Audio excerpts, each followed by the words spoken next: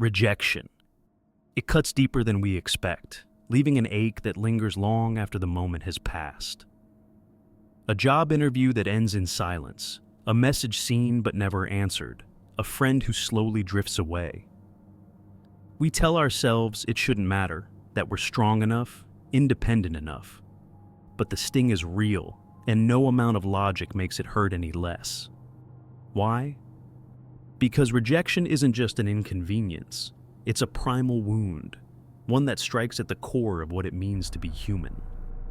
For thousands of years, our ancestors survived by belonging. In the wild, exile wasn't just loneliness, it was death. To be cast out from the tribe meant losing protection, food, and safety. Our brains evolved to see rejection as a threat to survival, triggering the same neural pathways as physical pain. That's why heartbreak feels crushing, why being ignored burns, and why exclusion can drive people to despair. The fear of rejection isn't weakness, it's biology. But in the modern world, this instinct can trap us. It can make us chase approval, silence our true selves, and stay in places where we no longer belong, all for the illusion of safety. But what if we saw rejection differently? What if we understood that the pain is not a reflection of our worth, but a relic of an ancient survival system? When we recognize this, we take back our power. Rejection is not the end, it's a redirection. A painful but necessary part of life that leads us toward the people, places, and experiences that truly align with us. The fear will always whisper, but we don't have to listen. The moment we stop seeking belonging at any cost, we find something greater, the freedom to be fully ourselves. Who are you? Not your name, not your job title. Who are you really? It's a question most of us struggle to answer because, whether we realize it or not, we've built our identities around roles. We say, I'm a doctor, I'm an artist, I'm a parent, I'm a leader. These labels offer a sense of stability, a way to define ourselves in a world that constantly shifts. But beneath that comfort lies a deeper fear. If I am not this, then who am I? And that fear, unspoken and unnoticed, dictates more of our lives than we dare to admit. Look around and you'll see it everywhere. People not just working jobs, but becoming them. The corporate executive who speaks in buzzwords and wears the uniform of pressed suits and polished restraint. The blue-collar worker who takes pride in calloused hands and a hardened attitude. The digital nomad who clings to minimalist aesthetics and curated freedom. Each of these identities is more than a profession. It's a tribe, a way of belonging. And that's the real trap. Because when fitting in requires us to think, act, and live a certain way, we start to trade authenticity for acceptance. Most of us don't even notice this happening. We just follow the script, absorbing the behaviors and beliefs that come with our roles. It feels natural, safe, but over time, the lines blur between who we are and who we think we should be. We censor parts of ourselves that don't match the identity we've adopted. We avoid thoughts that might contradict the group we belong to. We even judge others who step outside their lanes, because deep down, their freedom reminds us of our own unspoken confinement. But what happens when that identity is taken away? When the job is lost, the title stripped, the role no longer relevant? That's when the fear rises to the surface.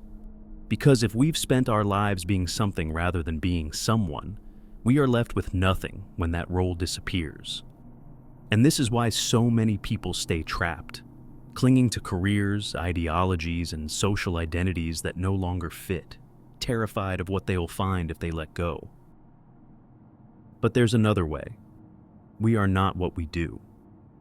True belonging doesn't come from conforming to a label, but from embracing every contradiction, every layer, every part of who we are, especially the parts that don't fit neatly into a box. The moment we stop defining ourselves by external roles, we begin to uncover something deeper, an identity that exists without permission, without validation, and without fear. There is who we are, And then there is who we become to survive. Carl Jung called this the persona, the mask we wear to navigate the world, shaped by expectations, social roles, and the unspoken rules of belonging. We slip into different versions of ourselves effortlessly: the professional at work, the friend at dinner, the carefully curated presence online. These masks aren't lies, they are adaptations. But when does adaptation turn into self-betrayal? When does the mask stop being something we wear and start becoming who we are? The real danger isn't wearing a mask, it's forgetting that we're wearing one. We convince ourselves that the persona is our true self, that the approval it earns is real connection. Eventually, we adjust to what's rewarded, suppress what isn't, and edit ourselves into something palatable. The more we do this, the further we drift from the parts of us that don't fit the mold. And yet, beneath the mask, a quiet unease lingers, a sense that something essential is being lost. That's not just discomfort. It's the self calling out from beneath layers of performance, asking if we even recognize it anymore. This isn't just a passing thought, it's a crisis of identity. The persona is useful, even necessary, but when we mistake it for who we are, we become trapped in a version of ourselves designed for others. This is why so many people, even those who appear successful, feel an emptiness they can't explain. They've mastered the performance but lost the presence of something real. The persona concept is a subject that deserves its own video, so for now, let's move on. Imagine dedicating 40 years to a career, showing up every day, mastering the craft, becoming someone in that world. Then, one day it ends. Retirement arrives, the emails stop, the title disappears, and with it, so does the sense of purpose. Suddenly, the structure that once defined life is gone, and in its absence, something unsettling creeps in. Who am I without this? The answer doesn't come easily, because for decades, identity and role were one and the same. And when the role disappears, so does the illusion of certainty. This isn't just about work.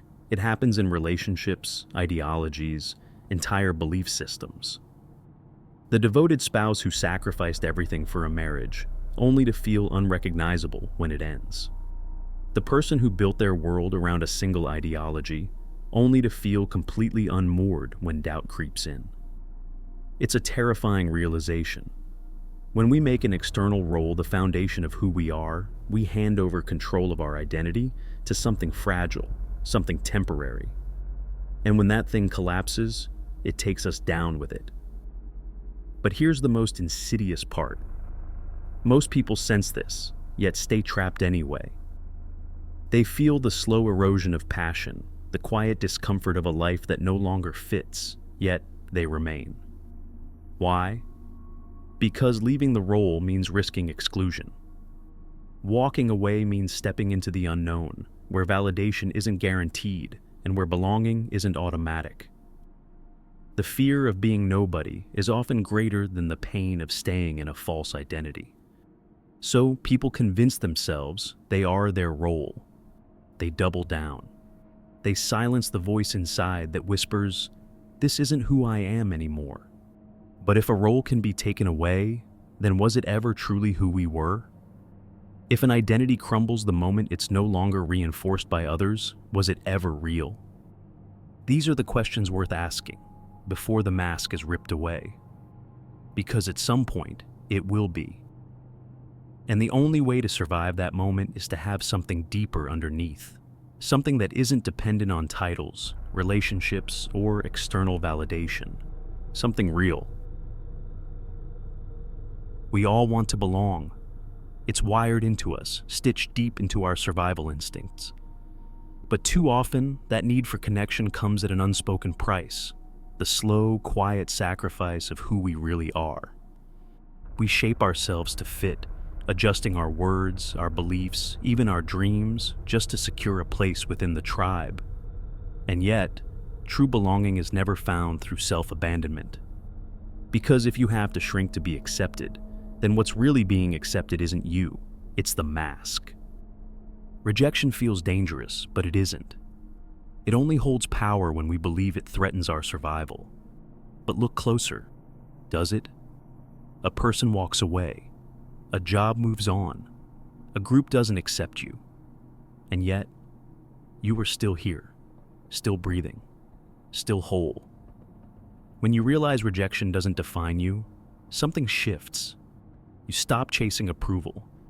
You stop clinging to roles that no longer fit.